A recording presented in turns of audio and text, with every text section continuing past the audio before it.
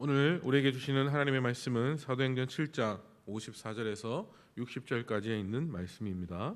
사도행전 7장 54절에서 60절까지의 말씀을 우리 같은 목소리로 함께 54절부터 60절까지 읽도록 하겠습니다. 함께 읽겠습니다. 그들이 이 말을 듣고 마음에 찔려 그를 향하여 이를 갈거늘 스데반이 성령 충만하여 하늘을 우러러 주목하여 하나님의 영광과 및 예수께서 하나님 우편에 서신 것을 보고 말하되 보라 하늘이 열리고 인자가 하나님 우편에 서신 것을 보노라 한데 그들이 큰 소리를 지르며 길을 막고 일제히 그에게 달려들어 성 밖으로 내치고 돌로 칠세 증인들이 옷을 벗어 사울이라 하는 청년의 발 앞에 두니라. 그들이 돌로 스데반을 치니 스데반이 부르짖어 이르되 주 예수여 내 영혼을 받으시옵소서 하고 무릎을 꿇고 크게 불러 이르되 주여 이 죄를 그들에게 돌리지 마옵소서 이 말을 하고 자니라. 아멘. 계속해서 사도행전을 보고 있는데 지난주에 헬라파 유대인들과 이 논쟁을 벌이다가 공회로까지 끌려가게 된 스데반에 대해서 나누었습니다.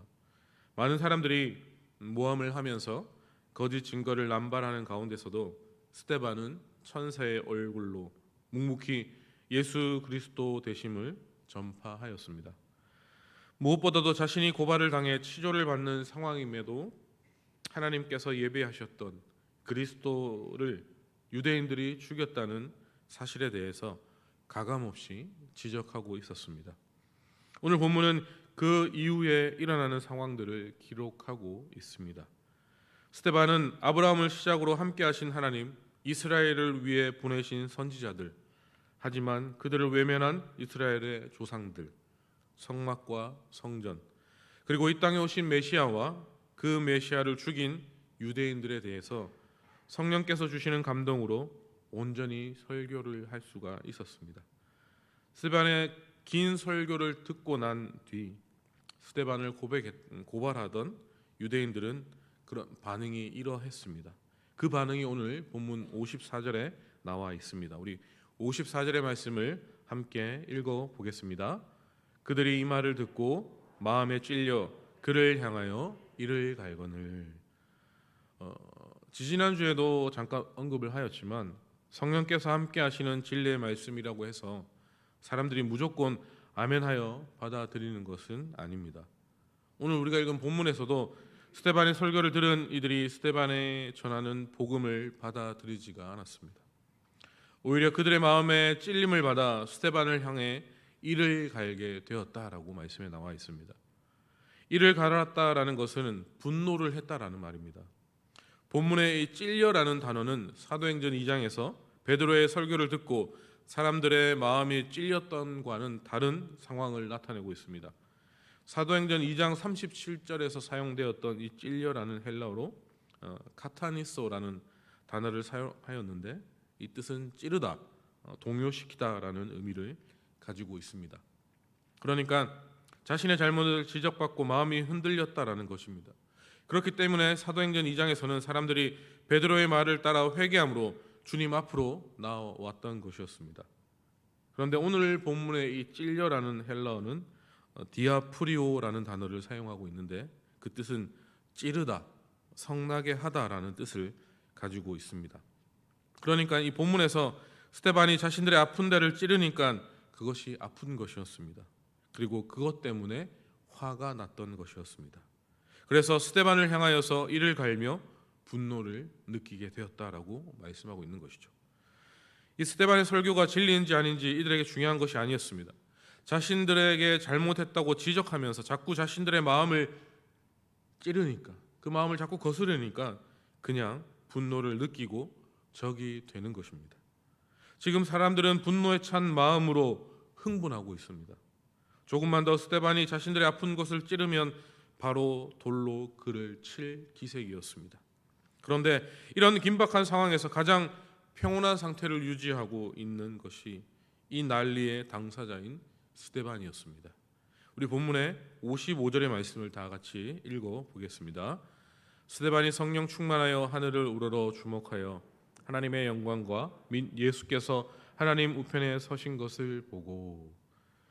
진리를 전했음에도 자신들에게 돌아오는 것은 사람들의 분노뿐이었습니다. 하지만 스데반은 전혀 흔들리지 않았습니다. 그런 혼란스러움에도 스데반은 오히려 성령으로 충만해 있었습니다. 그 충만함으로 하늘에 계신 하나님의 영광을 바라볼 수 있었던 것이었죠. 그리고 또한 하나님 우편에 서신 사랑하는 그리스도 예수를 바라볼 수 있었던 것이었습니다. 이 부분에 대해서 스데반이 실제로 하나님과 예수 그리스도를 보았다라고 말하는 학자도 있고 또 상징적인 의미로 해석하는 학자도 있습니다. 어느 것이 맞든지 중요한 것은 당장 위험에 빠져 있는 상황에서도 스데반은 오직 하나님만을 바라보고 예수 그리스도를 보았다는 것입니다. 그렇기에 자신의 말 때문에 분노하고 있는 그들을 향하여서 다시 한번 이렇게 전할 수 있었던 것이었습니다. 우리 본문의 56절의 말씀을 함께 읽어보겠습니다. 말하되 보라 하늘이 열리고 인자가 하나님 우편에 서신 것을 보노라 한데, 자신이 성령의 감동으로 보게 된 것을 그대로 전하였습니다. 자신이 보았기 때문에 그대로 전할 수 있었습니다. 그런데 이런 스데반의 말을 유대인들이 달갑게 받아들이지 않고 있습니다. 지금 스데반의 증거는 불에다가 기름을 붓는 것과 같은 것이었습니다.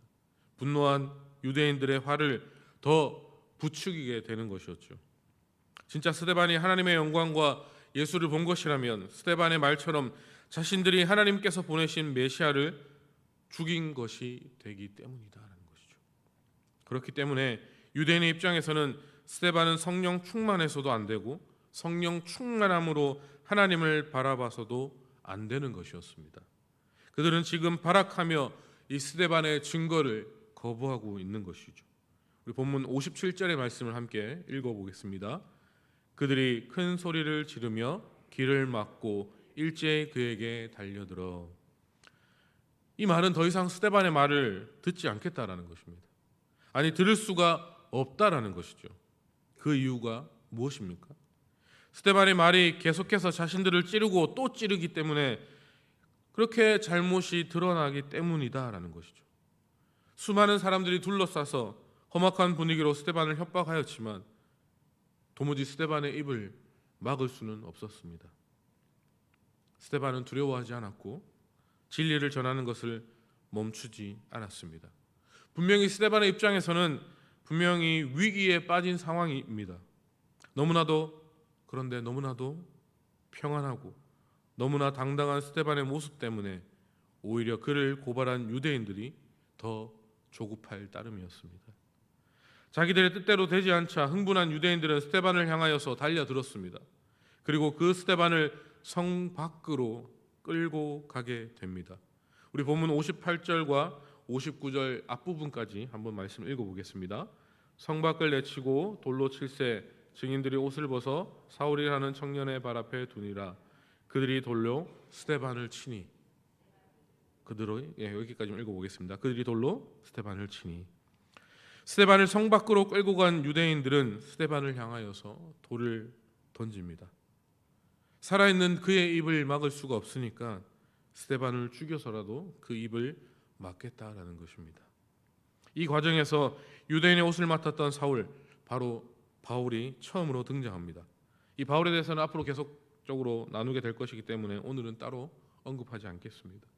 다만 스데반의 재판을 계기로 바울이 기독교 역사에 등장하게 되는 중요한 계기가 되었다는 것과 그가 스데반의 순교에 적잖은 영향을 받았다는 사실에 대해서는 우리가 기억해 볼 필요가 있다는 것이죠. 어쨌든 이 유대인들은 스데반을 성 밖으로 끌고 나와 돌로 친다는 것은 이 스데반을 죽이겠다라는 것이었습니다. 그런데 이것은 엄연한 불법이었습니다. 유대인들에게는 사형을 집행할 권한이 없었기 때문이었죠. 자기들끼리 사형을 선고했다 하더라도 결국 로마에서 파견된 이 총독의 허가가 있어야 그 사형을 집행할 수가 있었습니다. 그렇기 때문에 예수님도 총독이었던 본디오 빌라도에게 보내졌고 그에게 다시 재판을 받았다라는 것입니다. 그런데 이런 사실은 유대인들도 잘 알고 있었습니다.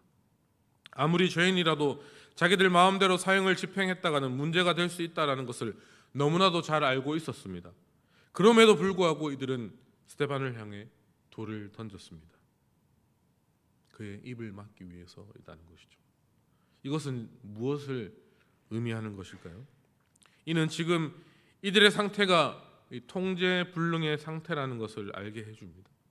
그리고 스데반에 의한 진리의 도발이 죄악된 그들의 이성을 잃을 정도로 괴롭게 하고 있다라는 것이었죠. 그렇기에 이들은 복음의 진리 앞에서 마지막 발악을 하는 사탄의 세력과도 같은 모습으로 하고 있는 것이었습니다. 어떻게 해서든 진리를 이겨보겠다고 발버둥 치고 있다라는 것이죠. 그런데 유대인들이 사탄의 절박한 발버둥과 같은 모습을 하고서도 자신에게 돌을 던지고 있는데 스데반은 그 돌을 맞으면서 이렇게 고백하고 있는 것이죠. 59절의 하반절의 말씀을 제가 한번 읽어보겠습니다. 스데반이 부르짖어 이르되 주 예수여 내 영혼을 받으시옵소서 하고, 스데반은 이 죽음의 상황에서도 예수님을 찾고 있습니다. 그는 이미 예수님의 이름 때문에 죽을 것을 각오하고 있었다라는 것이었죠. 그래서 자신의 영혼을 예수님께 맡긴다는 고백을 하고 있는 것입니다.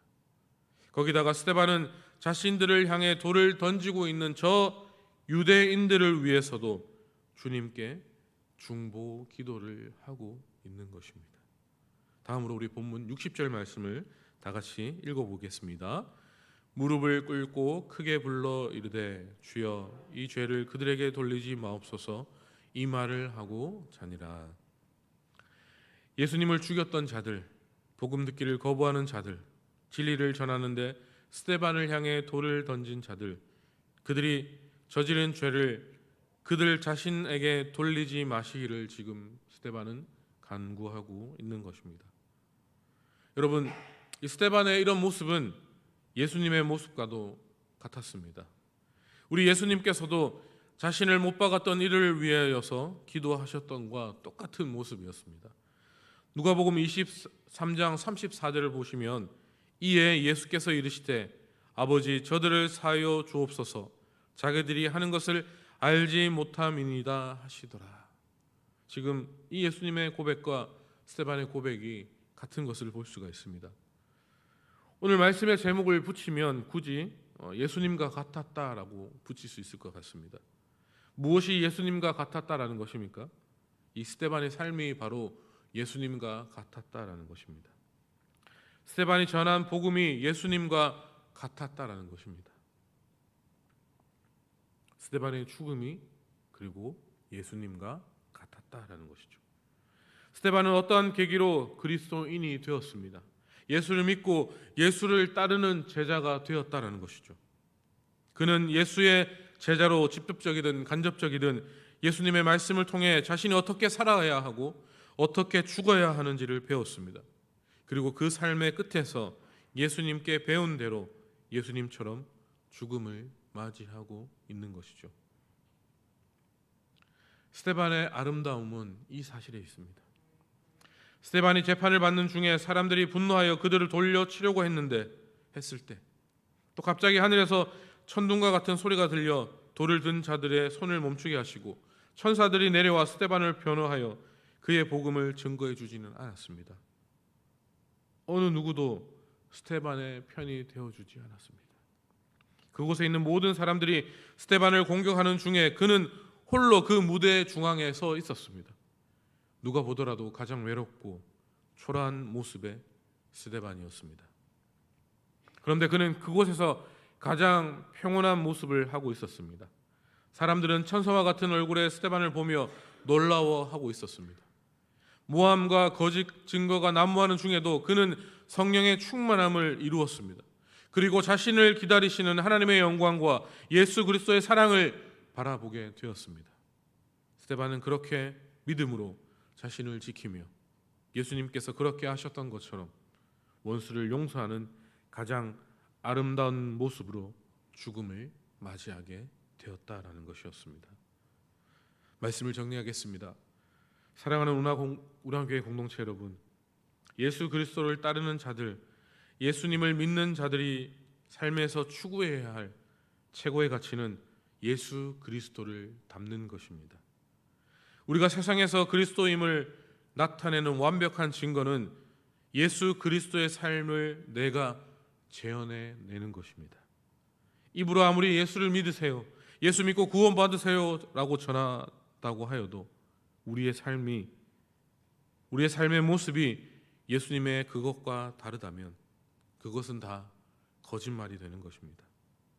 그런 우리를 사람들은 진정한 그리스도인이라고 인정하지 않을 것입니다. 자신들이 따르고 믿는다는 예수와 전혀 다른 삶을 살고 있는데 어떻게 예수님을 믿으라는 그의 말을 신뢰할 수 있겠습니까? 예수님은 죽기까지 우리를 사랑하셨습니다. 자신을 죽이기까지 한 이들을 위해 중보하시며 용서하셨습니다. 스데반은 죽기까지 예수님을 사랑하는 사람이었습니다. 그래서 자신을 죽이기까지 한 이들을 위해 예수님처럼 중보하고 또한 그들을 용서해 주었습니다. 우리도 죽기까지 예수님을 사랑할 수 있기를 주님의 이름으로 간절히 소망하고 축복합니다. 우리를 죽이기라도 하듯이 공격하는 이들을 위해 예수님처럼 스데반처럼 중보하며 용서할 수 있는 저와 여러분이 될 수 있기를 주님의 이름으로 간절히 소망하고 축복합니다. 기도하겠습니다.